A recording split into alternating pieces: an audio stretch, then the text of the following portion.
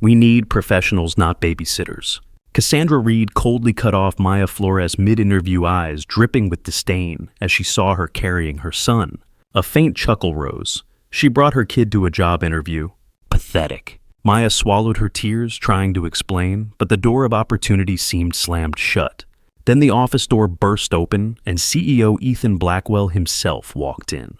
He paused, hearing little Leo innocently say, "You look just like the man in Mommy's picture," freezing the room as the interview turned upside down in an instant.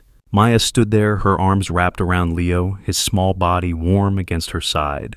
She wore a simple gray blazer, a little frayed at the cuffs, and a plain white blouse she'd ironed twice that morning. Her dark hair was pulled back in a neat ponytail, no makeup, no jewelry except a thin silver band on her right hand. She looked like she didn't belong in the sleek glass office of Blackwell Industries with its polished floors and sharp-edged furniture. The other candidates, all in tailored suits and glossy heels, exchanged smirks. One leaned over to whisper something, and a ripple of laughter spread. Maya's face stayed calm, but her fingers tightened slightly on Leo's shoulder. He was clutching a worn, stuffed dinosaur, his big brown eyes scanning the room, unaware of the weight of the moment. She had told him to be quiet, to sit still, but he was 4, and 4-year-olds don't always listen. She'd had no choice but to bring him. The babysitter canceled last minute, and this interview was her one shot. Cassandra Reed, the HR director, sat at the head of the table, her red lipstick stark against her pale skin. She was 38, with a sharp bob and a designer scarf tied just so. She'd built her career on gatekeeping, on spotting the right kind of people for Blackwell Industries. Maya wasn't it. Cassandra's eyes flicked to Leo, then back to Maya, her lips curling. "You thought this was appropriate?" she asked, her voice like a knife. Maya opened her mouth to respond, but Cassandra cut her off. "We're running a Fortune 500 company, not a daycare." The room went quiet, the kind of quiet that stings. A man in a pinstripe suit coughed into his fist, hiding a grin. Another candidate, a young woman with perfect highlights and a pearl necklace, leaned back in her chair, her arms crossed, staring at Maya like she was a stain on the carpet. A woman in a sleek black dress, mid-30s, with diamond studs glinting in her ears, spoke up next. Her name was Lauren, a marketing consultant, known for her ruthless ambition and a blog that dissected corporate failures. She tilted her head, her smile thin. "I'm sorry, but do you even have a degree from a top-tier school?" she asked, her tone dripping with fake curiosity. The question wasn't about credentials. It was a jab meant to expose Maya's lack of polish. Maya's fingers paused on Leo's dinosaur, her eyes meeting Lauren's. "I graduated with honors from a state university," she said, her voice even. "It taught me how to work hard." Lauren's smile tightened, but she pressed on. "Hard work. That's sweet. But this isn't a charity case." The room buzzed with murmurs, heads nodding in agreement. Maya's lips pressed into a thin line, but she didn't look away, her gaze steady as she adjusted Leo's jacket. Maya's voice was steady when she spoke. "I'm here to discuss my qualifications. I can do the job." Her words were soft, but they carried. She didn't raise her voice, didn't plead. She just looked at Cassandra, her brown eyes clear and unflinching. Leo shifted in her arms, his dinosaur slipping to the floor with a soft thud. The sound seemed to echo. Cassandra leaned forward, her manicured nails tapping the table. "Qualifications," she said, her tone mocking. "You're a single mother who can't even find childcare. What makes you think you belong here?" The question hung in the air unanswered. Maya's jaw tightened, but she didn't look away. She bent down, picked up the dinosaur, and handed it back to Leo, her movements slow and deliberate. The man in the pinstripe suit, Victor Kane, leaned forward now. He was 47, vice president, with slicked back hair and a smile that didn't reach his eyes. He'd been with Blackwell Industries for years, always angling for more power, always pushing his own agenda. He saw Maya as an easy target. "Let's be real," he said, his voice smooth but sharp. "You're wasting everyone's time. This is a high-stakes environment. We need people who can handle pressure, not this." He gestured vaguely at Leo, who was now tracing the dinosaur's spines with his finger. The other candidates nodded, some openly, some with quick glances. Maya's lips parted, but before she could speak, Leo coughed a small dry sound. Cassandra slammed her hand on the table, the sound sharp enough to make Leo jump. "Can't you control that child?" she snapped. A younger man, maybe 30, with a flashy watch and a smug grin jumped in. His name was Derek, a junior executive who thrived on being the loudest in the room. He leaned forward, his elbows on the table, his voice carrying a fake laugh. Look, no offense, but you're out of your league. You're dressed like you shop at thrift stores, and you brought a kid to a boardroom. This isn't a PTA meeting. The laughter that followed was louder now, more confident. Maya's hand stilled on Leo's shoulder, her face unreadable. She tilted her head slightly, looking at Derek. And you think appearances make the job? She asked, her voice quiet but sharp enough to cut through the noise. Derek's grin faltered, his eyes darting to the others for support. Maya adjusted her blazer, the frayed cuff catching the light, and sat up straighter, her silence louder than his words. Maya's face flushed, a faint pink creeping up her neck. She patted Leo's back gently, whispering something to him. He nodded, clutching his dinosaur tighter. I had no one to watch him today, she said, her voice still calm, but with an edge now. But I'm here because I know I can contribute. Cassandra rolled her eyes, leaning back in her chair. Contribute, she said. The interview is over. Blackwell Industries is no place for failed mothers. The words landed like a slap. The room went still, the air heavy. Maya stood, her movements careful, like she was holding herself together with thread. She adjusted Leo on her hip, her bag slung over her shoulder, and turned toward the door. Hey, if this story's hitting you, take a second to grab your phone, like this video, drop a comment below, and hit subscribe. It means a lot to keep this channel going, sharing stories like Maya's. All right, let's get back to it. The door swung open before Maya could reach it. Ethan Blackwell stepped in his presence like a shift in the weather. He was 45 tall, with dark hair graying at the temples, and a face that carried years of loss. His suit was impeccable, but his eyes were what stopped the room's sharp searching, like they could see through walls. He paused, looking at Maya, then at Leo, who was staring up at him with wide eyes. You look just like the man in Mommy's picture, Leo said, his voice clear in the silence. Ethan froze, his hand still on the doorknob. The room seemed to hold its breath. Cassandra's face went pale, her red lipstick suddenly garish. Victor's smile faltered just for a second. Ethan's gaze shifted to Cassandra. Why is the interview over when I haven't approved it? His voice was low, controlled, but it carried weight. As Ethan stood there, a woman in the back, Ellen, a senior analyst with a pinched face and a habit of name-dropping her Ivy League degree, scribbled something on her notepad. She passed it to the candidate next to her, a quick glance toward Maya. The note read, CEO's just being polite. She's a nobody. Ellen's lips curled into a smirk as she caught Maya's eye, daring her to react. Maya didn't. She shifted Leo's weight, her fingers brushing his hair, and looked back at Ethan. But her posture changed, her shoulders, squaring just a fraction, like she was bracing for a storm. Ellen whispered to the woman next to her, loud enough for Maya to hear, she's got no chance. Look at her shoes. The room tittered, the sound like needles. Maya's hand paused, then continued smoothing Leo's hair, her face a mask of calm. Cassandra stammered, her hands fluttering to her scarf. She brought a child, Mr. Blackwell. It's unprofessional. Ethan's eyes narrowed. He stepped further into the room, letting the door close behind him. And that's a reason to reject talent, he asked. His tone wasn't loud, but it cut through the room like a blade. The candidates shifted in their seats, suddenly interested in their notepads. Maya stood still, her arms around Leo, watching Ethan. He turned to her, his expression unreadable. Sit down, he said. I want to hear your answers myself. Maya hesitated, then nodded, easing back into her chair. Leo settled in her lap, his dinosaur pressed against his chest. The interview resumed, but the air was different now. The candidates were quieter, their smirks gone. Cassandra tried to regain control, asking Maya about her experience with a forced smile.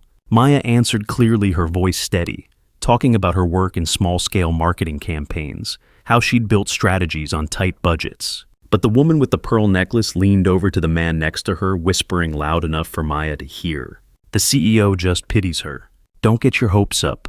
Maya's hand paused on Leo's back just for a moment before she continued speaking.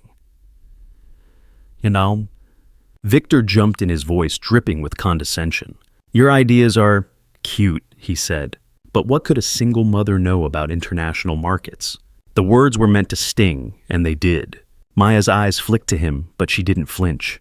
Enough to know markets are about people, not just numbers, she said. The room went quiet again.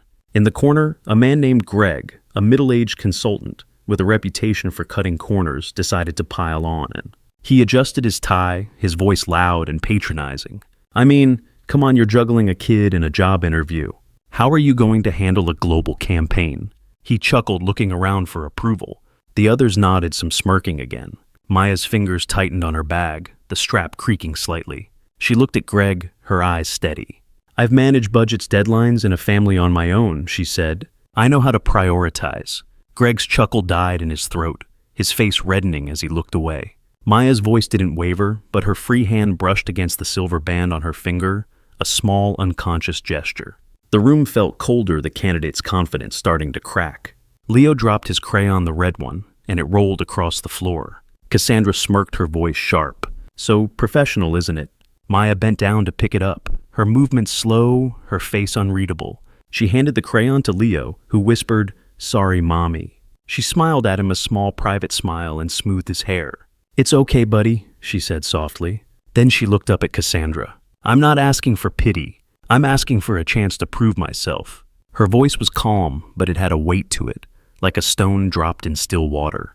The other candidates exchanged glances, unsure now.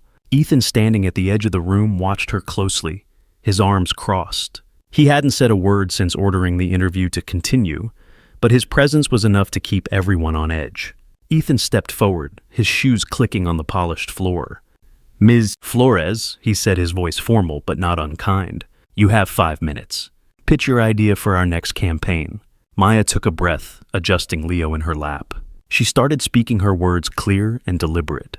She talked about a marketing plan built on family, on the real, messy, beautiful moments that connect people. Not flashy ads, but stories that hit home. Her voice grew stronger as she spoke, her hands moving slightly like she was shaping the idea in the air. Leo watched her, his eyes wide, like he had heard her talk like this before. When she finished, the room was silent. Ethan's eyes lit up just a flicker, but it was there. "That's interesting," he said almost to himself. As Maya spoke, a board member named Patricia, a woman in her 50s with a pearl brooch and a habit of interrupting, tapped her pen impatiently. She'd been silent until now, but her patience snapped. "This is all very touching," she said, her voice dripping with sarcasm. "But families don't sell luxury brands. We need sophistication, not soup stories." The room laughed, the sound harsh and grating. Maya's hand stilled on Leo's arm, her face calm, but her eyes narrowing slightly. She tilted her head, looking at Patricia. "Luxury sells when it feels human," she said. "People buy what they trust." Patricia's pen stopped tapping her mouth, opening and closing like a fish. Ethan's lips twitched almost a smile as he leaned against the wall watching the exchange. Leo piped up, his voice small but clear. "Mommy said that idea when I was sick. She wrote it while cooking soup for me." A few candidates snickered, but Ethan's face softened. He allowed a rare smile, the kind that changed the lines around his eyes. "Inspiration born of real love," he said. "That's exactly what my company needs." Cassandra's mouth tightened, her fingers gripping her pen. Victor leaned back, his jaw set like he was calculating something. Maya didn't react. She just looked at Ethan, her expression steady, like she had said what she needed to say. The other candidates shifted uncomfortably, sensing the tide turning, but not sure why. The interview ended, and Maya was told to wait in the hallway. She sat on a bench, Leo curled up next to her, his head resting on her arm. She opened her bag, pulling out a small juice box for him. Her hands were steady, but her lips pressed together tightly as she pierced the straw through the foil. The hallway was quiet, the kind of quiet that feels heavy after a storm. She glanced at a photo tucked in her bag, a faded picture of a man holding a baby, his face half hidden in shadow. She touched it briefly, then closed the bag. Voices drifted from the conference room. Cassandra's voice sharp and clipped. "Hiring her will ruin our image." Victor's voice low and oily. "We have better candidates like my niece." Another voice quieter. "A single mother will be mocked by the media." As Maya sat there, a janitor pushed a cart past his keys, jangling. He was older, with gray hair and a kind face, and he paused, looking at Leo's dinosaur. "My grandson's got one just like that," he said, his voice warm. Maya looked up surprised and gave a small smile. "He loves it," she said, her voice soft. The janitor nodded, then glanced at the conference room door. "Don't let them get to you," he said quietly. "I've seen a lot of folks come through here. You've got something they don't." He pushed his cart away. "Say the wheels squeaking." Maya watched him go, her fingers brushing the silver band on her hand. Leo yawned, his head heavy on her arm, and she pulled him closer, her face softening for the first time in hours. Maya's shoulders tensed, but she didn't move. Leo was humming softly, drawing on a scrap of paper, now oblivious to the conversation. A woman in a navy suit walked by, glancing at Maya and Leo with a pitying look. "Poor girl," she muttered loud enough for Maya to hear. "Aiming for marketing director. What a joke." Maya's hand paused on Leo's back, her fingers curling slightly. She didn't look up. She didn't need to. The words stung, but she let them slide off like water on glass. She leaned down, kissing Leo's forehead, her lips lingering there for a moment. The hallway felt colder now, the fluorescent lights too bright. She sat there, waiting, her bag clutched in her lap. Ethan appeared, his steps quiet but purposeful. He stopped in front of her, his hands in his pockets. "Don't give up," he said, his voice low. Maya looked up, surprised. His eyes were softer now, carrying something heavy. He crouched down to Leo's level, his suit jacket creasing.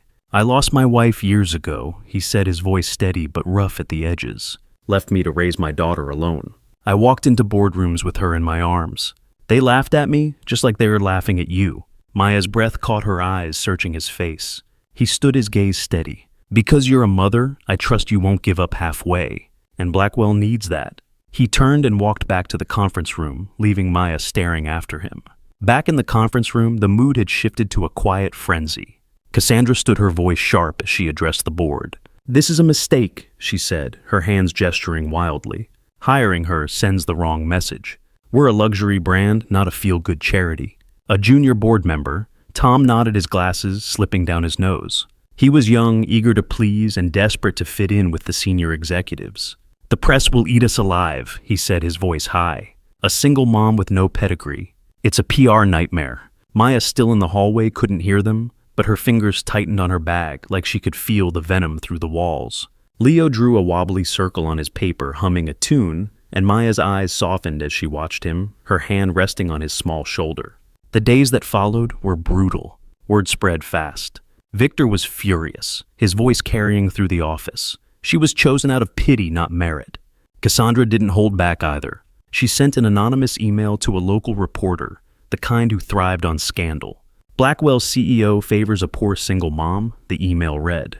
It hit the internet like wildfire. Headlines screamed, "Has Blackwell's CEO lost his mind?" Paparazzi caught Maya picking Leo up from preschool. Her plain coat and scuffed shoes plastered across gossip sites. "Controversial candidate threatens Blackwell's future," one article said. Neighbors started whispering too. One woman leaning over her fence looked Maya up and down. "Your boy's gonna grow up a burden," she said. "What can a mother like you achieve?" Maya kept walking, her hand tight around Leo's. At the preschool, a group of parents stood by the gate, their voices low but pointed. On soon, a woman named Karen with a designer handbag and a permanent frown spoke loudly as Maya approached. "I heard she's trying to sleep her way to the top," Karen said, her eyes on Maya, using her kid as a prop. "Disgraceful." The other parents nodded, their faces tight with judgment. Maya's steps slowed, her hand tightening on Leo's. He looked up, confused, sensing the shift in her. "Mommy, why is she mad?" he asked, his voice small. Maya knelt down, her face level with his. "Some people don't understand us, buddy," she said, her voice steady. "But we keep going." She stood, her chin high, and walked past Karen, her gaze never wavering. The parents fell silent, their eyes dropping to the ground. Maya's phone buzzed constantly with notifications. She didn't read them. She sat at her small kitchen table, Leo asleep in the next room, and stared at the photo from her bag. The man in it had Ethan's jawline, his eyes. She traced the edge of the frame with her thumb, her face unreadable. The next morning, she went back to Blackwell Industries, her head high. Leo at daycare this time. She wore the same gray blazer, her ponytail just as neat. The receptionist hesitated before letting her in, her eyes flicking to Maya's shoes. "They're waiting for you," she said, her tone clipped. Maya nodded, her bag over her shoulder, and walked into the conference room. The air was thick with tension. In the elevator on her way up, Maya stood alone, the hum of the motor filling the silence. A young intern, barely 20, with a nervous smile and a stack of folders, stepped in. He glanced at Maya, then at her blazer, his eyes lingering on the frayed cuffs. "You're the one from the interview, right?" he asked, his tone curious but edged with pity. Must be tough, bringing a kid to something like that. Maya's fingers brushed the strap of her bag, her face calm. "It's tougher to give up," she said, her voice quiet but firm. The intern blinked, his smile fading, and he nodded, suddenly focused on his folders. The elevator dinged, and Maya stepped out of her steps steady, leaving the intern staring after her. The encounter was small, but it lingered a reminder of the eyes always watching, always judging. Cassandra was there, her scarf tighter than usual. Victor sat at the table, his arms crossed his face like stone. The other board members avoided Maya's eyes. Ethan stood at the window, his back to the room. Ms. Flores, he said, turning, "We've reviewed your proposal." He held up a stack of papers, her handwriting visible on the top page. It's already attracted 2 major partners. The room went quiet. Cassandra's pen stopped moving. Victor's jaw twitched. Maya stood still, her hands clasped in front of her. "That's good to hear," she said, her voice soft but clear. Ethan nodded, his eyes steady on hers. "It's more than good. It's game-changing." Outside the conference room, a small crowd of employees had gathered, whispering about the meeting. A marketing assistant named Jenna, with a habit of live tweeting company gossip, typed furiously on her phone. Single mom in the boardroom. A total PR stunt. She posted, her fingers flying. The tweet gained traction, likes piling up. Maya inside didn't know, but she felt the weight of the stares as she left the room. A security guard standing by the door gave her a small nod, his eyes kind. "Keep your head up," he said under his breath. Maya paused, meeting his gaze, and nodded back, her lips curving slightly. She adjusted her bag and walked on, the whispers fading behind her. Victor couldn't hold back. "This is ridiculous," he snapped, standing up.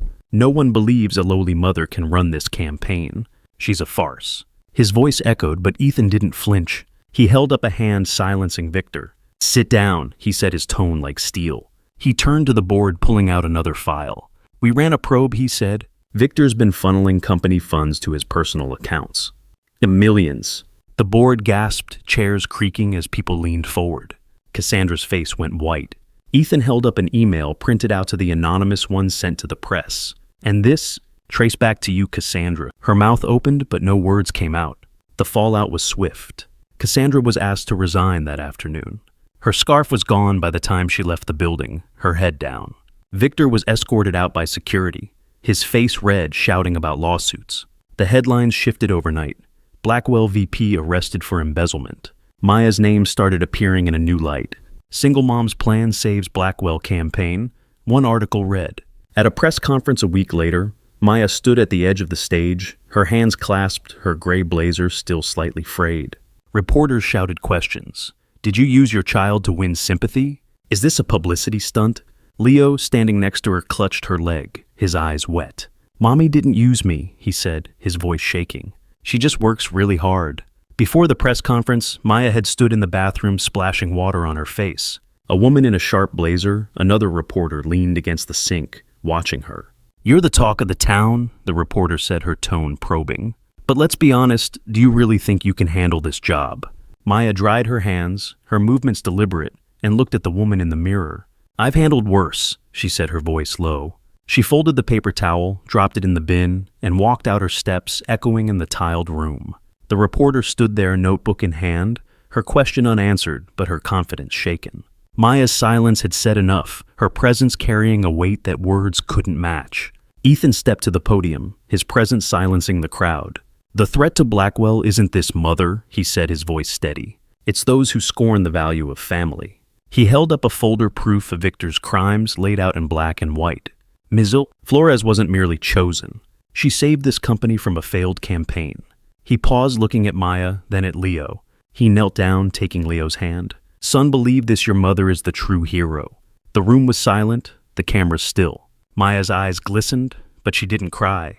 She just stood there, her hand on Leo's shoulder. The board voted that day. Maya was named marketing director, unanimous. The press didn't know what to do with itself. Some outlets doubled down, calling her a gold digger. Others ran profiles, the single mom who outsmarted a corporate empire. Maya didn't read them. She went back to her small apartment, cooked soup for Leo, and tucked him into bed. The photo stayed in her bag, untouched now. Victor's arrest made national news. His niece never got an interview. Cassandra's LinkedIn went quiet, her profile picture replaced with a gray silhouette. The woman with the pearl necklace lost her sponsorship deal with a luxury brand, her smug smile gone from her Instagram. You've been there, haven't you? Judged for who you are, what you carry, how you show up. You felt the room go cold, the words cut deep, but you kept going. You held your ground. You weren't wrong. You weren't alone. Where are you watching from? Leave a comment below and hit follow. to walk with me through heartbreak, betrayal, and finally healing.